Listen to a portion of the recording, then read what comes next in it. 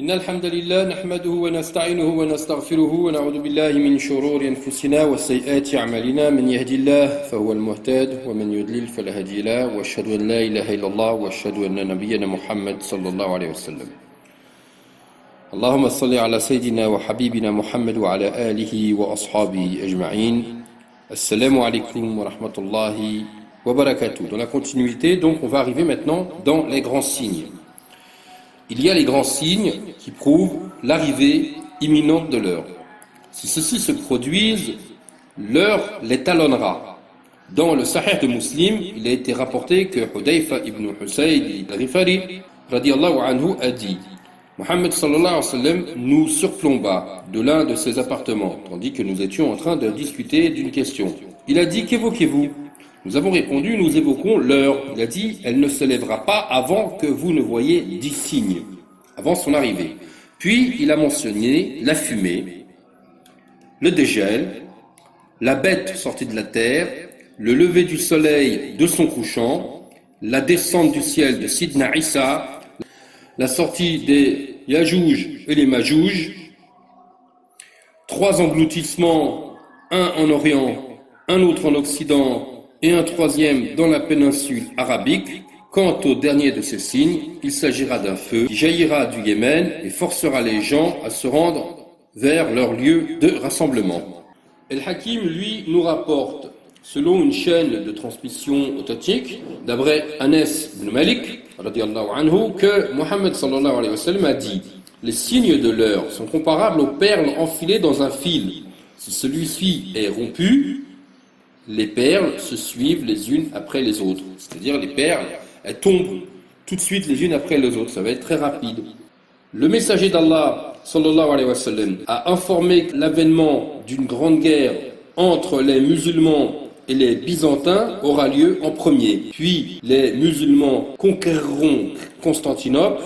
Ensuite viendra Ad-Dajjal. Mu'ad ibn Jabal a rapporté que Mohammed sallallahu alayhi wa sallam, il a dit: la prospérité de Jérusalem sera due à la dévastation de Yathrib. La dévastation de Yathrib aura lieu avant l'avènement de la Grande Guerre. Et cette Grande Guerre aura lieu avant la conquête de Constantinople. Et la conquête de Constantinople aura lieu avant la venue de Dajjal. Ceci c'est rapporté par Abu Daoud. On a un autre hadith de Abdullah ibn Amar, qui a entendu Mohammed sallallahu alayhi wa sallam dire: le premier signe de l'heure qui se manifestera sera le lever du soleil de son couchant et la sortie de la bête dans la matinée, duha.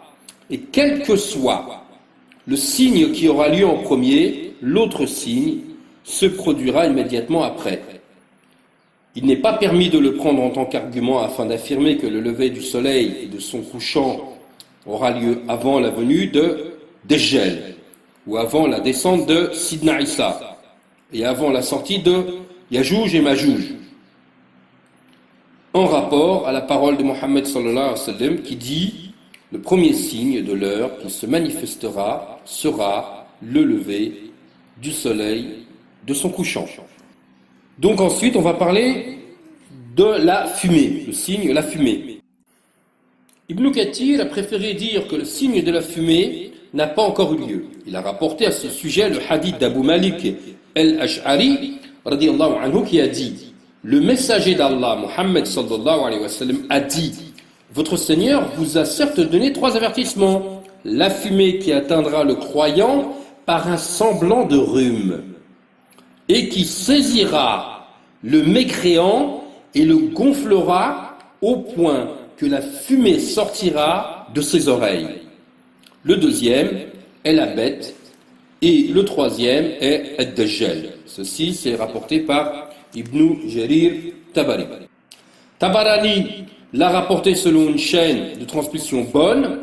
Ibn Kathir a mentionné que parmi ceux qui affirment que le signe de la fumée n'a pas encore eu lieu, Ali ibn Abi Talib radiyallahu anhu, Abu Sa'id al-Khudri radiyallahu anhu, Ibn Abbas radiyallahu anhu et Al-Hassan al-Basri radiyallahu anhum. Alors là le cours Dajjal. En français, c'est traduit par antéchrist. Mais peut-être que le mot antéchrist, il faudrait qu'on clarifie un peu qu'est-ce que ça veut dire dans l'islam. Donc on a l'origine de l'appellation.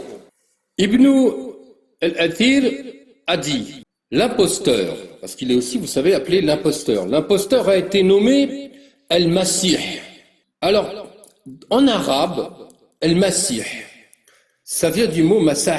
Masih, c'est essuyer. Car la lumière de l'un de ses yeux est effacée. C'est-à-dire comme si on disait la lumière, elle est essuyée. Ce terme en arabe s'emploie pour celui dont l'un des côtés du visage est effacé. Vous voyez, il n'a ni œil, ni sourcil, différemment de Sidna Isa ibn Maryam, qui lui, il avait été appelé El-Masih.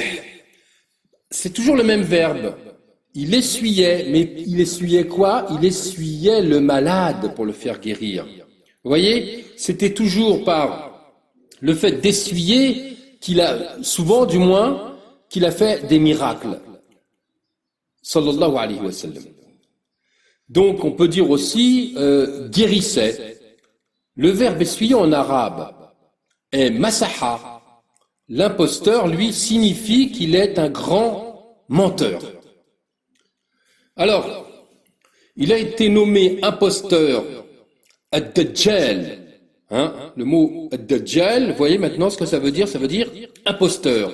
Comme l'a affirmé Ibn Hajar, parce qu'il couvrira la vérité avec son imposture.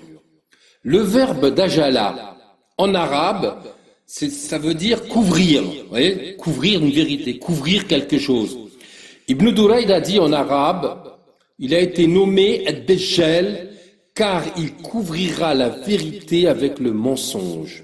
Puis certains ont dit parce qu'il parcourra toute la terre. Vous voyez, couvrir, mais aussi il va parcourir aussi. Voilà, c'est une autre version.